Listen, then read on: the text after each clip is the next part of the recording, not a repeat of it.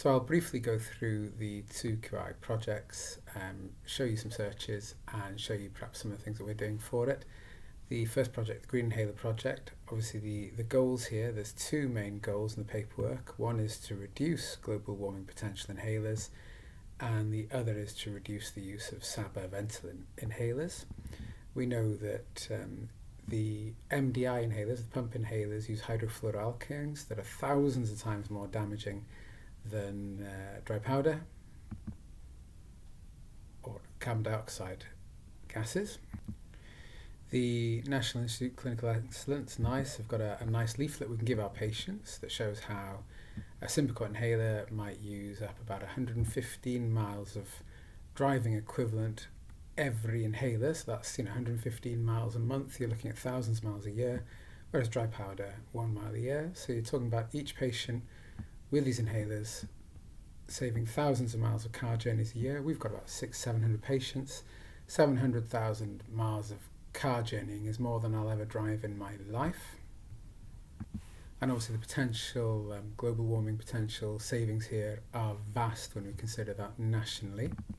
So the goal is 80% by 2025. We don't have to hit that target, we just have to demonstrate that we are working towards it, so there won't be a pass-fail payment.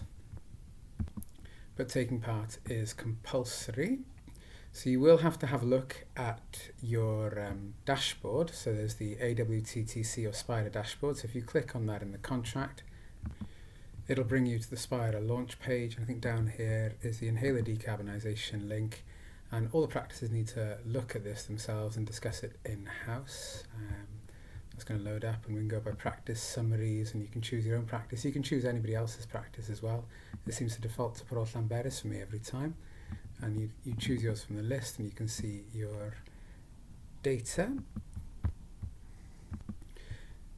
Now clearly the primary goal is green inhalers, but there is a secondary goal in this project, which is reducing the use of Ventolin or SABA inhalers, partly because these are often the most used MDI inhalers, but also there's increasing concern about overuse being linked with poor outcomes. Patients like that they're fast acting, but they're only very short lasting. And the newer preventers, a lot of the newer preventers, do still have a fast-acting potential, but last longer, so that they're safer. You don't have to keep using them frequently and risk crashing. Also, if you're using the MART regime with steroid, I like some of the video ICST was talking about the fact that there is a steroid anti-inflammatory benefit as well. So you're actually trying to manage the underlying inflammatory process.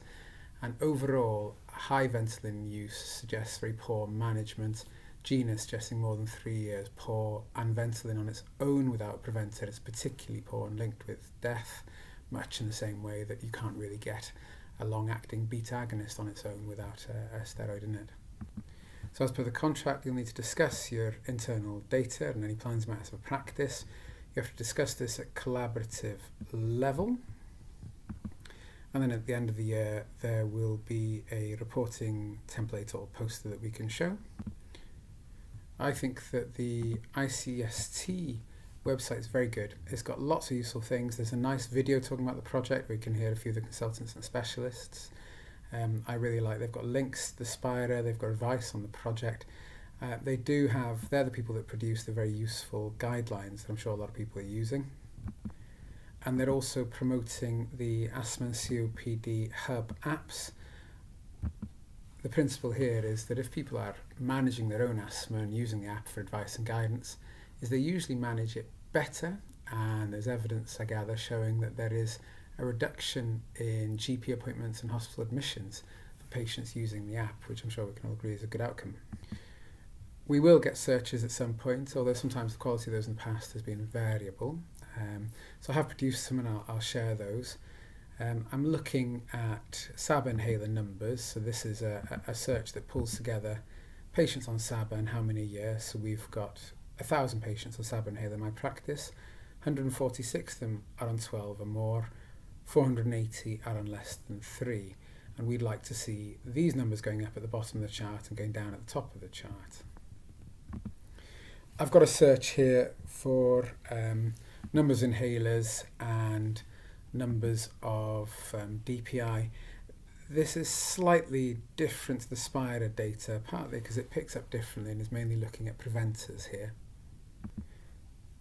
I've got a search that looks at the numbers of patients on our asthma and COPD register and whether they've got a code I use in my template for when I've given them the Hub app link.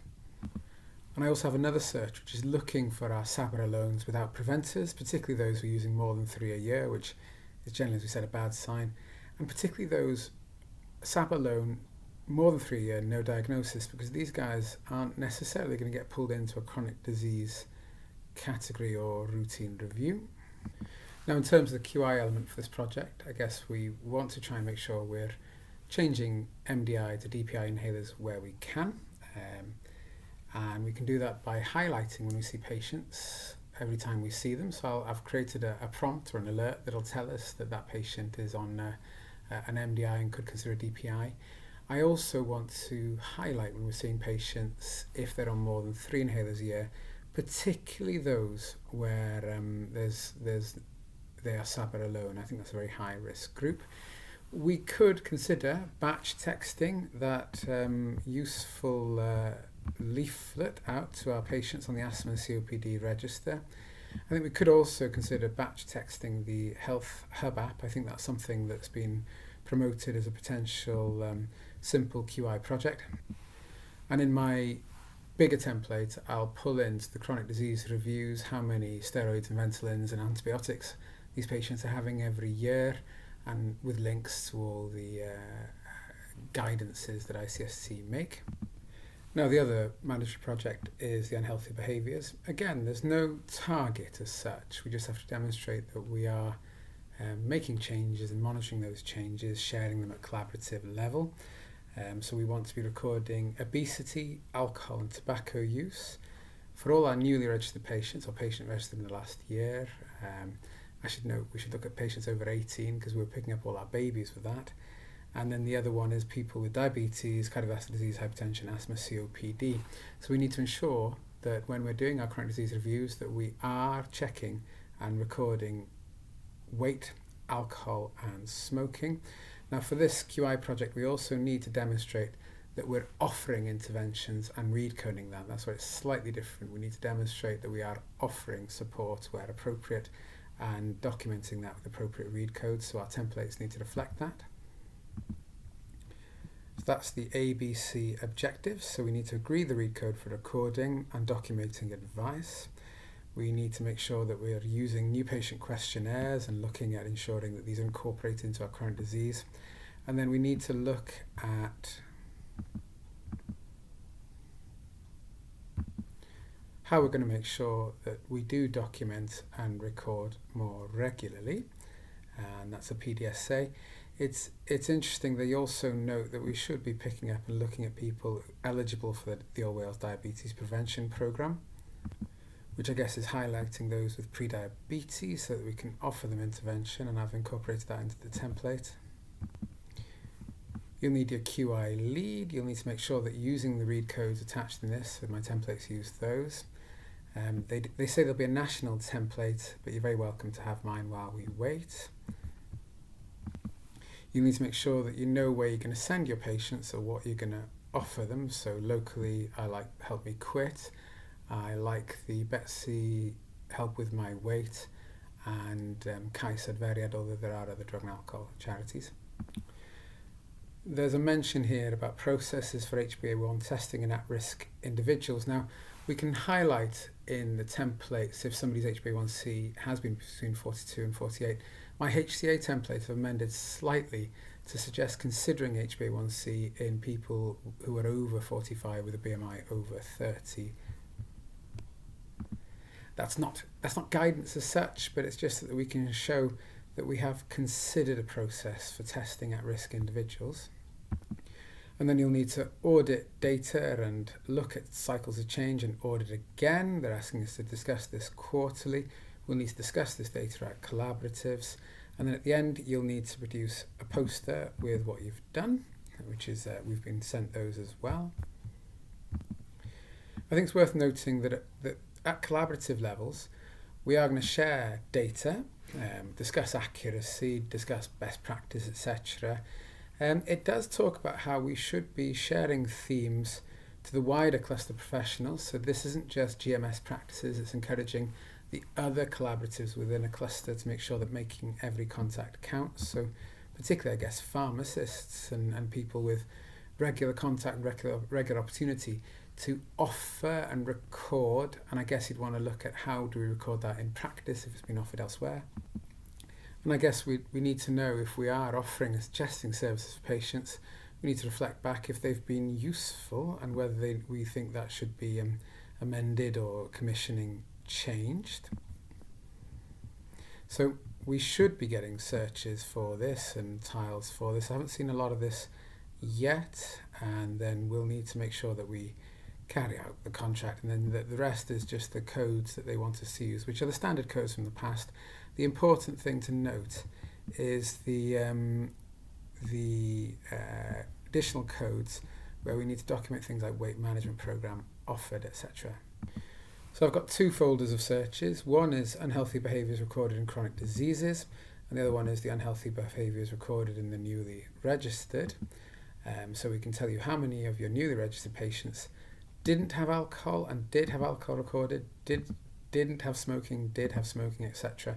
And then of the smokers, we need evidence of intervention or no evidence of intervention. And similarly for high BMI, we want evidence that we've offered them support. And likewise, chronic diseases, we're looking at how many have had their alcohol recorded, their smoking recorded or not recorded. And then there's a little sort of summary search if you want it that says I have 1,800 chronic disease patients eligible. We've recorded weight in 520, smoking 300, alcohol 160, which I admit is quite poor at the moment. We'd expect to see that improving over the next year. Now the QI element here is clearly going to be making sure that our new patient questionnaires ask about alcohol, smoking and weight, but also perhaps then a process for how we offer support and intervention and document that in those that are unhealthy. And we should ideally be incorporating all these things into the templates we're already using for chronic disease management. So if you do buy or use my healthcare assistant or nurse templates, I know that they will be incorporated into those where appropriate, but you can have the small templates I've created for free, of course. The protocol I've designed for this simply flags up if you've got a patient who needs their unhealthy lifestyle behaviours recorded, and that links it to a template so you can record alcohol, smoking and weight, but it also has a code and links to the support services for those conditions. It'll also highlight if you're seeing somebody pre-diabetic, so that you can offer them Let's Prevent Wales. That's an element of my Desmond with the links to that. So exporting and importing searches, I guess, is something quite a few people have already done, and I'll just cover that quickly. So you need to choose, I will export this folder out, and I'll save that to my desktop. Now, you'll then get that file, you can get it through an email. You can't open that file, it'll just be gobbledygook. You can use WordPad to open them, and you can see it's just a large XML file for those who know anything about that. And then what you'll need to do is save that somewhere on your computer, and in the searches folder in population reporting, you'll need to create a folder, so add a folder, and let's call this QI 2023 imports. And then when we're in that folder, you'll need to select the folder and then select import and choose that QIF 2023 searches and click OK. And that'll bring the searches into the folder, and you just run them as you would a normal search. Now, one of the things that's useful is if you wanted to see how your data was at certain points in the year, when you are running these, you can choose to take a cut of data perhaps at 31st of March 2023, and then you've got your baseline data then, and then you could run it again 3 months later, 31st of June, 31st of September. You don't have to. You can take a relative search date from a different time, so that you can take an initial baseline data from further back if you want to. Now the templates and pop-ups are slightly different, and I'm sorry, I appreciated that when I sent these over I hadn't given advice on how to import these properly. So this is the protocol, the QIF 2023 Green Inhaler Lifestyle Simple Protocol.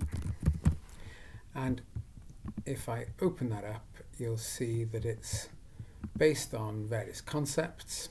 So it'll look for whether a patient needs their alcohol recording or whether they need their weights, and then it'll trigger certain alerts. So if you need your weight testing, so if you are a chronic disease or new patient, or you need your alcohol, you need your smoking, it'll generate this alert, and this alert is linked to a template. So when this pops up at the bottom of the screen, it'll show Lifestyle QIF 2023, and if you double click, it'll open up the template that we want to use. Now, in order to import a protocol that uses concepts and also uses a template the way that uses a template, you have to create an additional folder for those items. So you have to go to where you normally open templates and protocols, and you'll see that you can see the document templates and library items, and you'll need to add a folder here, and I would call it just imported items. And you'll also need to go to Concepts Manager and make sure there's a folder in Concepts Manager where you can save concepts that are imported. So I would put a folder here saying imported concepts. And then it'll behave much like importing and exporting searches. You just have to be in Template Manager to import a protocol or template. So I would simply click that and I will export that. And I'll save it to my desktop, and that would be emailed out, and you'd have to then again save it to your desktop or save it somewhere in your computer, and then inside templates and protocols you'll have to click import and choose the file, which is the Green Inhalers Lifestyle Simple Protocol. That's also got the lifestyle, and you'll see it's because I've already imported it once, it's overwriting, but that's okay. You won't get this. What you may get is it'll ask you whether you're happy to overwrite concepts if you've had something from me before, and you just click yes. Now, I hadn't appreciated that when people are trying to import this, that it's automatically importing these into the library because I have a folder ready for them. But you have to have created a folder in library items and a folder in Concepts Manager, and then that should import as normal for you. Now, when you have imported a protocol, in order to make it run, some people may be familiar with this already, but you will need to go into the properties of the protocol, and I'm sorry, I'm in the wrong place there. You'll need to go into the property of the protocol and make sure that it's set to always run. So I will pick up that, so you'll find where you saved the protocol and either right click or click properties up here. So I'll right click, properties, and you'll need the trigger to be always run. So you need to say system trigger, load patient record, run mode, always run. And that means that every time you open a patient's record, it'll look to see, are they eligible for the green prescribing? So are they on an MDI inhaler that could be converted to a DPI, or are they SABA only and 3 or more a year, which are the 2 prompts that comes from that, or are they eligible for the lifestyle program? And that then should be ready to go for you. So the QI element of the lifestyle is that we're incorporating, looking for lifestyle unhealthy lifestyles in our new patient questionnaires, but we're also incorporating them into our chronic disease templates, and we're ensuring that we're recording that we've offered them support. Now, ideally, if you want that to be a long-term change, you want it to be a part of your normal templates. And so I've incorporated into my HCA nurse templates, which if people want, please contact me, and I'll organise that with you. The other thing you could consider as a QI project is identifying patients that have already, that we know we've already recorded their issues. So for example, with people with a raised BMI, I know that 219 of ours have got a raised BMI, 11 of them have been offered intervention, so one of the codes I refer to weight management program, most of them haven't. We could consider batch texting to some of these groups to say sensitively, hopefully, that there is support out there if they'd like it. Likewise for smoking, if we know they're smokers but we haven't documented support, We could batch text. And it's not a great long-term solution because we want something that's embedded and changes the process of working. But it is something you could at least do as an initial quick way of trying to catch up on this year. And of course, all this type of work is excellent for medical students, registrars, anybody needing audits for appraisal. And if people do want to talk to me about a more substantial HCA nurse template, that takes a bit more setting up. I do charge for that, but please feel free to get in touch.